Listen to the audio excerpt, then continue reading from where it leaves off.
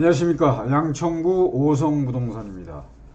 정부가 신생아 특례 대출을 발표를 했습니다. 23년도 1월 달이었죠. 보금자리 특례론이 발표되고 대출이 1월 30일부터 시행됨으로써 그동안 침체되었던 부동산의 활기를 불어넣어줬는데요. 자, 신생아 특례 대출은 어떻게 또 특례 대출하고 다른지 한번 그 내용을 한번 알아보도록 하겠습니다. 오늘 브리핑 내용입니다. 신생아 특례 주택 구입 자금 대출에 대한 대상은 누구인가? 또 한도와 금리는 또 어떻게 되는가? 우대 금리 및 추가 출산 혜택은 또 어떻게 주어지는지, 어디서 언제 신청하는지도 한번 알아보고, 또 대안은 가능한지도 한번 알아보도록 하겠습니다. 시청하시기 전에 좋아요와 구독을 누르시면 저희가 굉장히 큰 힘이 될 것 같습니다. 보도 자료가 나온 거는 23년도 12월 27일이었습니다. 24년부터 출산 가구에 대하여 최대 5억 원이죠. 5억 원 주택 구입자금 대출 지원을 실행하겠다. 이렇게 되어 있습니다. 그래서 1월 29일부터 신생아 특례 구입이라든가 전세자금 대출 신청을 접수를 받도록 하게 되어 있습니다. 또 1월 2일부터는 중소기업 청년, 취업 청년 전세대출 연장도 가능하고요. 또 월세대출 한도를 확대를 한다고 합니다. 이 내용은 제가 또 다음에 기회를 봐서 한 번 더 브리핑을 한번 해보도록 하겠습니다. 자, 지원 대상은 누구인가 한번 알아보겠습니다. 지원 대상은 대출 신청 기준일 2년 내 출산한 무주택 세대주 및 1주택자 대환대출이죠. 부부 합산 연소득 1억 3천만 원 이하 및 순자산 4억 6,900만원 이하. 자, 그렇다면 부부 연소득이 1억 3천이면은 상당히 높게 잡아준 거죠. 그래서 또 순자산도 4억 6,900이면은 또 많은 분들에게 이런 혜택을 드리기 위해서 지원 대상의 폭을 넓혔다고 보면 되겠습니다. 자, 근데 23년도 1일 1일 출생아부터 적용을 합니다. 그 다음에 입양아 포함해서 2살 이하 단 23년도 1월 1일 출생아부터 적용하기 때문에 적용하고, 또 혼인신고 없이 출산한 부부도 대출이 가능합니다. 그렇지만 임신 중인 태아는 포함을 하지 않습니다.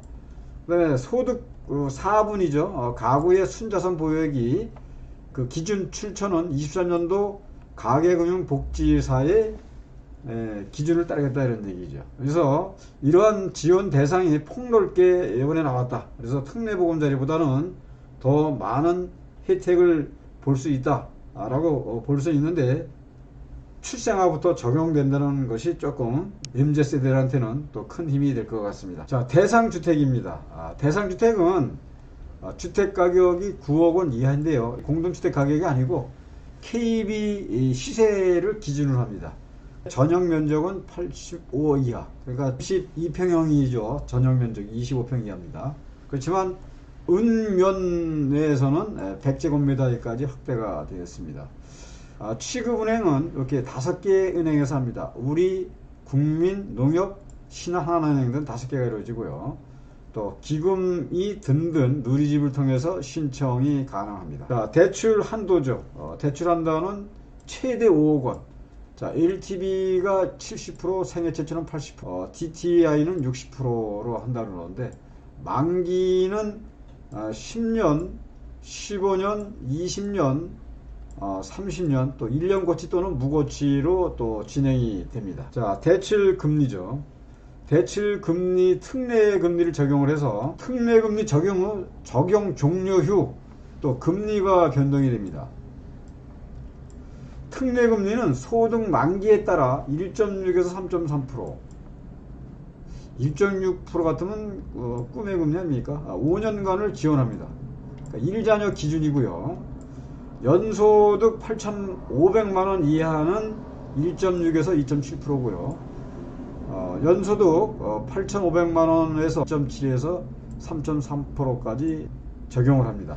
특례금리 종료 후 연소득 8,500만원 이하는 기존 특례금리에서 0.55%가 가산이 됩니다. 그 다음에 연소득 8,500만원 초과는 대출 시점이 시중은행 월별금리 중 체의 조치를 적용한다는 얘기죠. 예를 들어서 신혼부부 디딤돌 대출이 최저 2.15%인 인데 여기 수준으로 해서 기존에 1.6%였다. 그럼 여기다 0.05를 플러스 하면은 가상회는 2.5%가 된다는 얘기죠.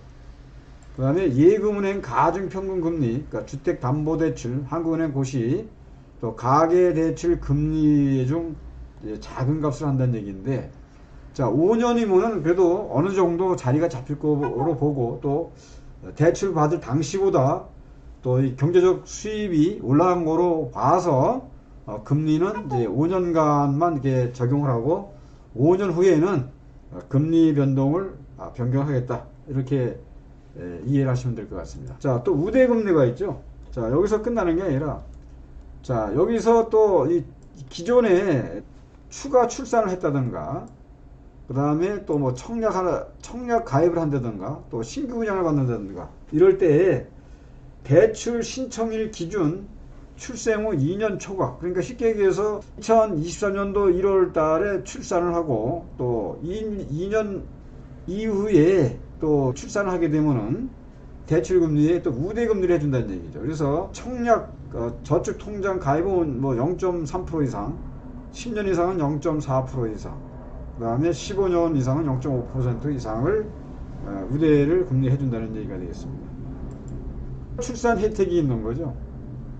자, 대출이 아이 1명당 0.2%를 해줍니다. 인하 및 특례 기간 5년 또 연장을 해주죠. 그러면 최대 10년을 이제 해주겠다는 얘기입니다. 그 다음에 금리는 이제 상한은 이제 1.2%가 하한선이고요. 특례 기간은 이제 총 15년이 된다는 얘기죠. 자녀가 1.6에서 1자녀일 때 3.3%라면 두 자녀 쌍둥이 포함해서는 1.4%에서 3.1%, 그 다음에 세 자녀일 때에는 1.2에서 2.9%, 15년간 이렇게 연장을 해준다는 얘기고, 기간 연장은 이제 10년까지로 보시면 되겠습니다. 자, 주택 구입자금 대환은 과연 가능한가? 예, 대환. 주택 구입자금 마련 용도의 기존 주택담보대출에 대해서는 대환이 가능합니다. 자, 그러면 신생아 특례대출 시 두 자녀 이상인 경우 쌍둥이 등 포함한 적용은 어떻게 되느냐? 우대금리 적용은 기존 자녀 및 추가 출생에 대해서 재공모를 해준다, 이런 얘기죠. 특례금리 적용 기간 연장은 추가 출생에 대해 제공하고요. 대출 신청 기준 2년 후 초과한 자녀를 기존 자녀로 간주한다, 이런 얘기입니다. 자, 예시가 있습니다. 23년도 1월에 첫째를 출산했습니다. 그래서 대출을 실행했죠. 그 다음에 24년도 12월에 둘째를 출산하게 되면은 우대금리가 0.2%를 더해주고요. 특례 금리 적용 기간을 5년 더 연장해서 10년을 해준다는 얘기입니다. 자, 예시가 두 번째가 되겠습니다. 23년도 1월 첫째 출산을 했고요. 24년도 11월에 둘째 출산 후 24년도 12월에 대출을 신청을 했다. 우대금리가 0.2%가 이제 적용이 되고요. 특례 적용 기간도 5년도 연장이 됩니다. 사유는 대출 신청일 기준 2년 이내에 출산한 자녀가 2명이 된다는 얘기고요. 자, 예시 세 번째를 보겠습니다. 22년도 1월에 첫째 출산을 했고요. 23년도 10일에 둘째 출산 후 24년도 2월에 대출을 출산했을 경우에 우대금리는 0.1%, 우대금리 적용기간 연장은 없습니다. 사유는 대출 신청일 기준에서 2년 이내에 출생한 자녀 1명으로 본 거고, 24년도 출생한 둘째 자녀에 대한 신생아를 대출 특례대출로 간주하기 때문입니다. 신생아 특례 대출을 받은 후 추가 출산 시 혜택 적용 방안. 우대금리 적용을 통한 금리 인하, 한 명당 0.2%씩 적용을 해주죠. 특례 기간은 1명당 구입 대출이 5년, 전세 대출은 4년을 추가해 줍니다. 하지만 대출 상한 만기는 연장이 없이 그냥 10년이 이어집니다. 특례 기간 만료 전 출산 시 추가 출생아 수만큼 우대금리 적용 및 특례금리 적용 기간도 연장이 됩니다. 특례 기간 만료 후 출산 시 기존 특례 금리로 복원되며 추가 출생아 수만큼 우대금리 적용 및 특례 금리 적용 기간은 연장이 가능합니다. 도움이 되셨다면 좋아요와 구독도 부탁드리겠습니다. 시청해주셔서 감사합니다.